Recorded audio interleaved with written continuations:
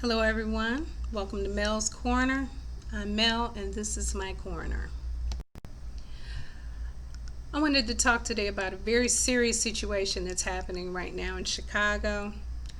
There was a looting last night, and people were down on Michigan Avenue, and they were breaking into stores, tearing up things. They still had not completely fixed everything and opened all of the different store locations from the last riot. And now there's been another one. The reasoning behind it, they say, is because there was actually a shooting yesterday between the police and a civilian. And this isn't a new news broadcast, so I don't feel compelled to go all into what I heard, but they say the young man had a gun and he was running and he turned around and the police shot him. He did not die. He's in the hospital. But on the news this morning, the mayor and the chief of police were talking about the people who were looting, and they were saying that they're coming for them. They're coming for them, and I'm sure they will. I'm sure they will. And you already know Trump is probably somewhere licking his chops, anxious to send the federal, the army or the whoever it is that he wants to send down here. He's probably wringing his hands, just can't wait to do that. But while I was watching all of this on the news and they were showing the different storefronts, and you couldn't help but feel compassion for especially some of the smaller stores who people have invested their lives into these locations, and now it's destroyed. And yes, people have insurance, but then you know how insurance is, so that doesn't mean that your heart is not hurt, and we don't know what their situations are. So anyway, while I was watching them report on this, I stopped for a minute, and I had to take some things into account. And here's my position. Too often we look at the result. We look at the result. We look at the symptom, but we don't look at the cause of what happened. Now, the result is that a bunch of people intentionally got in cars, drove downtown to the Magnificent Mile, jumped out, and just en masse raided these stores, destroyed this property. It was not a random thing that they were protesting and people broke out. This was premeditated. It sounds like it. They drove down there specifically to do this damage, got some stuff, and then took off. Now, that's criminal behavior. And I don't care what you've been through and boo-hoo and what have you and all that. It's still criminal behavior. I get that. But here's another thing I get. I'm looking at the way things are right now. You have people who work so hard for so little. People barely make a minimum wage. There are people that are working professional jobs that are degreed and are not making $30 an hour. Okay? That's not unusual. There are people that are barely making a minimum wage. Okay? There are people living paycheck to paycheck. There are people out here who are struggling. Now, I'm not even talking about COVID. I'm talking about just regular before this virus jumped off. This was the case then. There's a constant conflict with the police. There's always an underlying simmer of something going on between the police and the citizens of our communities. That's just something that's standard, which means that level of stress is always just below the surface on both sides, which is, number one, not healthy physically, and it's not healthy psychologically, but it's there. So you have to take that into account.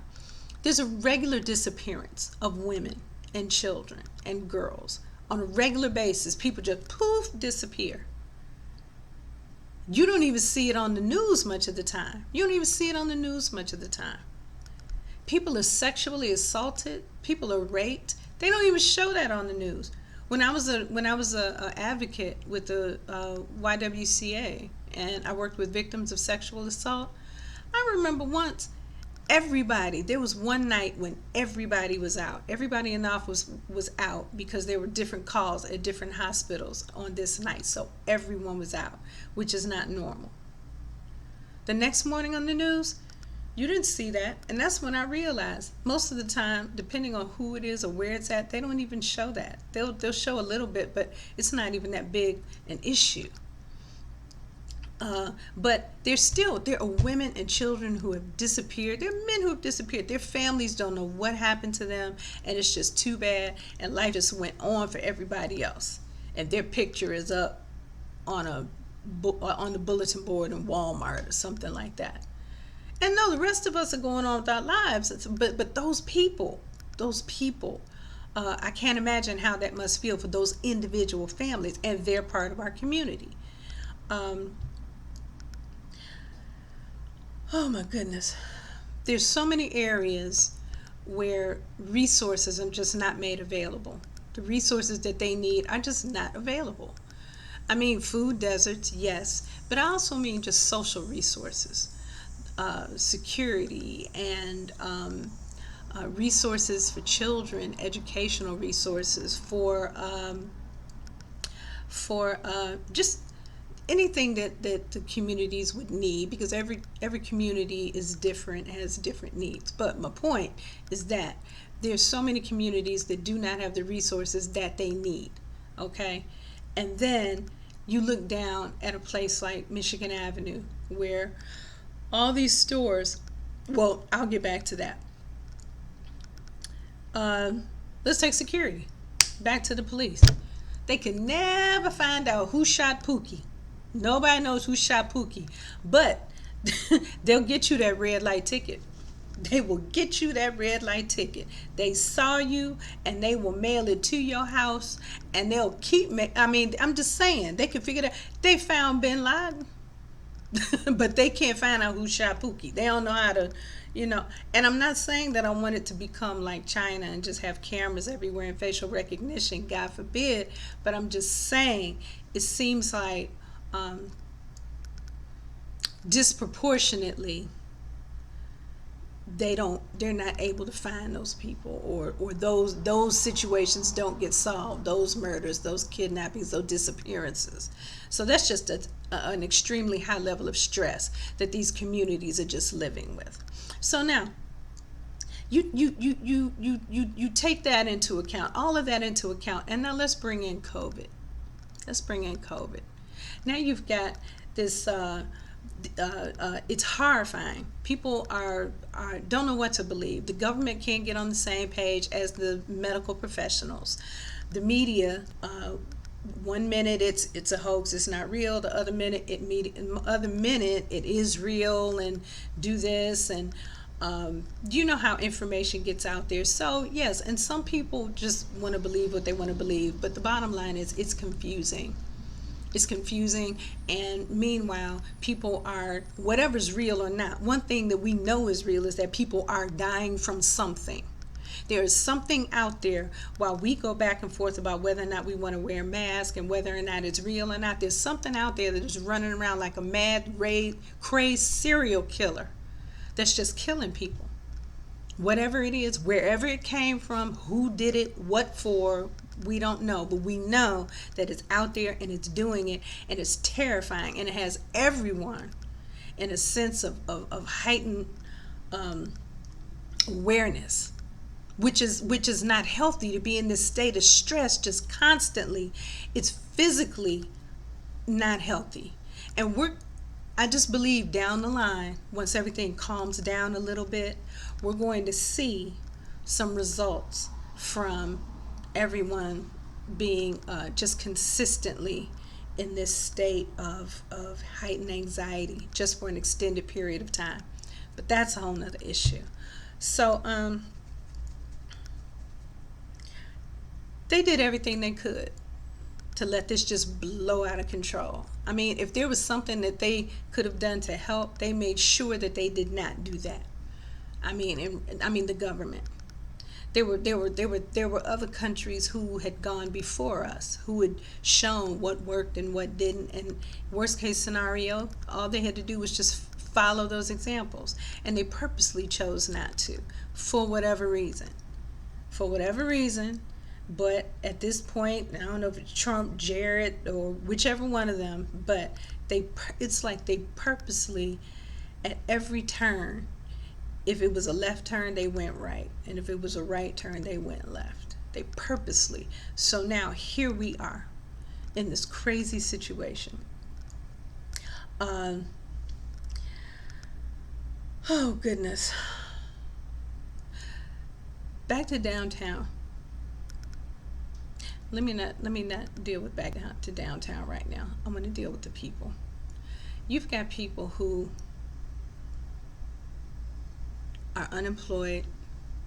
They have to choose between staying home and being unemployed, or getting fired because they won't come back to work, or they'll lose their position because they don't come back to work because somebody took it, or going to work and possibly catching the virus and bringing it back to their family and dying. These are the choices that people have to make. People have to make the choice now between, do I send my child to school and risk them getting sick and dying, or risk them getting the virus and bringing it back, and then we get sick, or people have people with pre-existing conditions that even if the individual that actually catches it does not get sick, but the people that they live with could be affected, or the people that they're closest to. So people are having to make this decision now. Do I send my child to school or not? If I don't send my child to school, everybody doesn't have the luxury of just sitting home and teaching their children. But it would have been an option possibly for a lot of people if they had continued to get that, that's not the stimulus check, but the unemployment payment, which they've now cut off. At the same time, they've cut off that the rent, where they were not the rent, but they were what is it? I'm losing my words. They had set it up so that people could not get evicted. Put it like that. People could not be evicted because of the circumstances, which I'm sure was a hardship on many landlords, because hey, landlords have bills too, and many people own properties and are using those properties to offset some of the costs from some of the other things that they're doing. But it's like, what to do. It is what it is. But now they've ended that. So people are no longer getting their unemployment money. They're under threat of being evicted from these places that they're living in. They have to make choices about whether or not who should live, who should be at risk to live or die. Should it be my child? Should it be grandma? Do I send my child to go to school? If I don't send my child, who's going to watch them while I go to work, because I have to go to work? Or if I don't go to work, will they fire me if I say I'm scared to go to work because I don't think this is what people are dealing with right now. All this kind of stuff right here. People don't make enough, going back to the beginning, they don't make enough to have a nest egg sitting to the side that they can just live off of for a few months and be okay. Everybody can't just do that. I mean, most people are probably doing good if they have maybe 2 or 3 months worth of resources to pull from at any given time. And that's including credit cards. So, this is an insane situation for people to be in. And now, the reason I'm mentioning all that before is because it does not justify people going out and looting and raiding and tearing up downtown. But here's the thought behind it.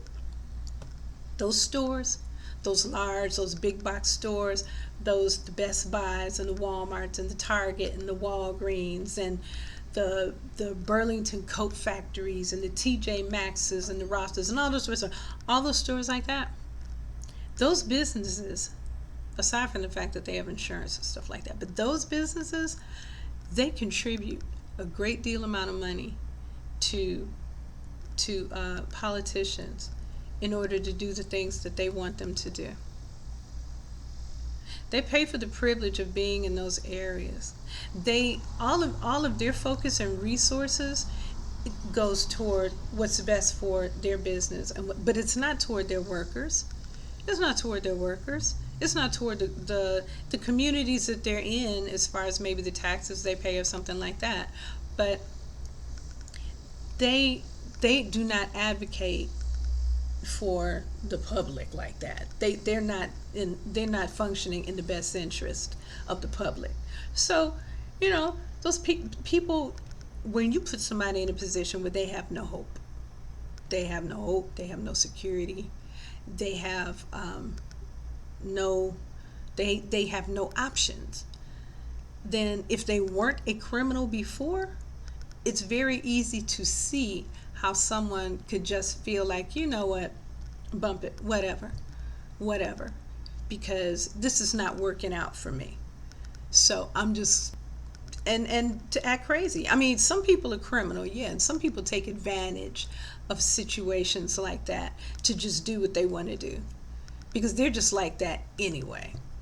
Some people are like that anyway, but I'm not talking about them. I'm talking about people who have gotten to the point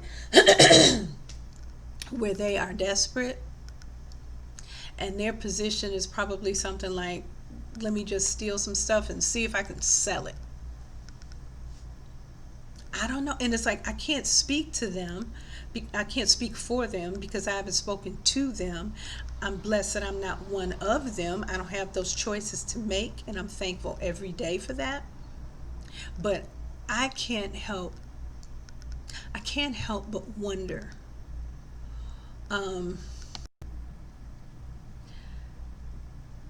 how long is it going to take before people wake up?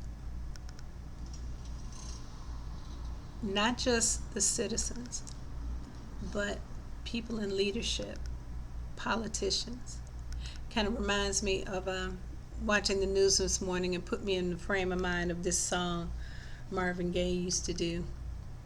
And we say, make me want to holler, throw up both my hands. I don't see what options a lot of people have. I don't see any good options for a lot of people. And at some point, this business, if this is not the head, it is coming to the head. It is coming to a head. And all I can say, and let me add one other thing.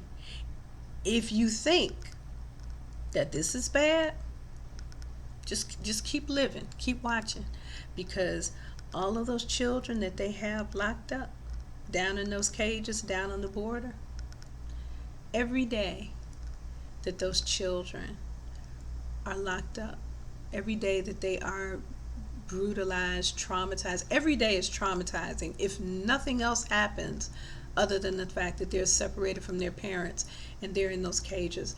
Every day they're becoming more and more traumatized. And there's going to come a time when those children are going to have to be let go. They're going to have to be let go, and they're going to go somewhere.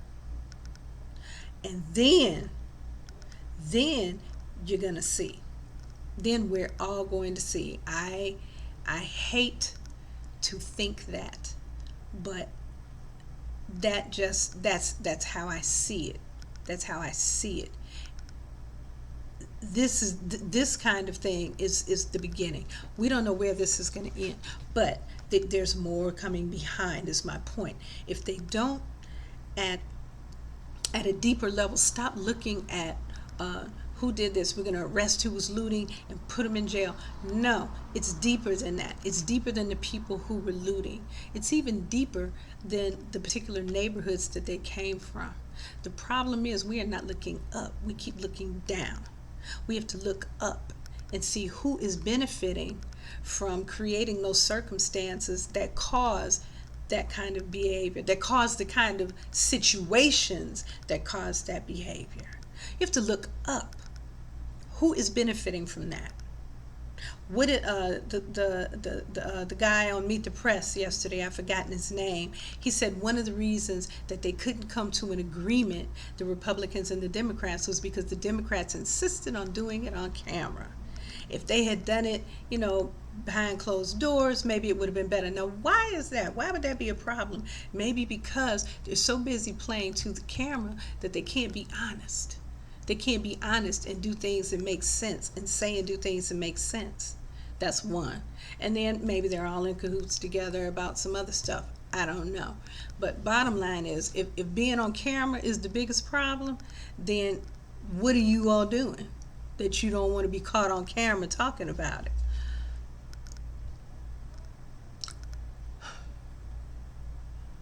All I know, and then I gotta go, but all I know is it's a lot deeper than some stores got trashed and some people stole some stuff.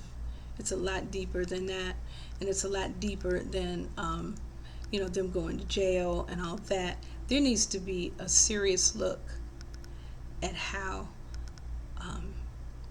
this political situation is structured.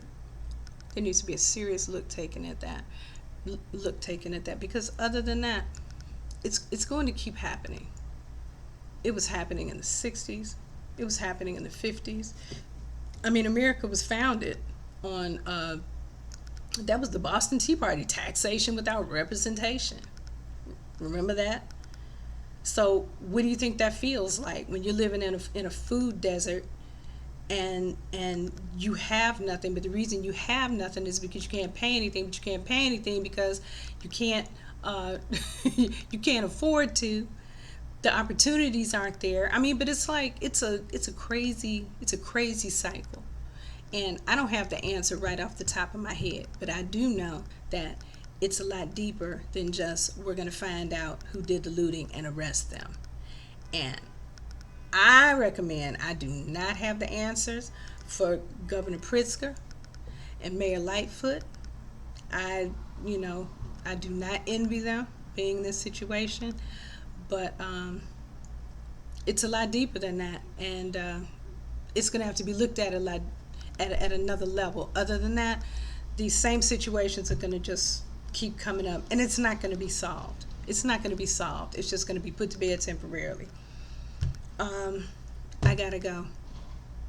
Thank you that was kind of more of a rant, I guess. Thank you for listening, and I'm going to be back with some more. I'm waiting for some of my books to arrive, and then I'll be back with some more of the reading, the story time reading for kids, for anybody that is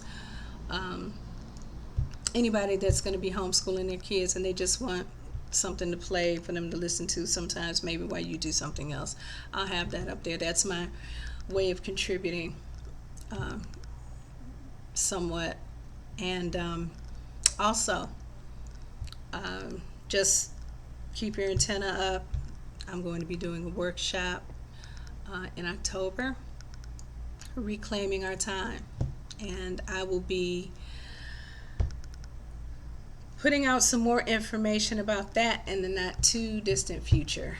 It is going to be very small. It's in person, and it's going to be very small, but I will have just a few spaces, so I'll put some more information out there. And anyway, gotta go. So thank you for watching, and be safe, and please like and subscribe to my videos, and I will talk to you guys later.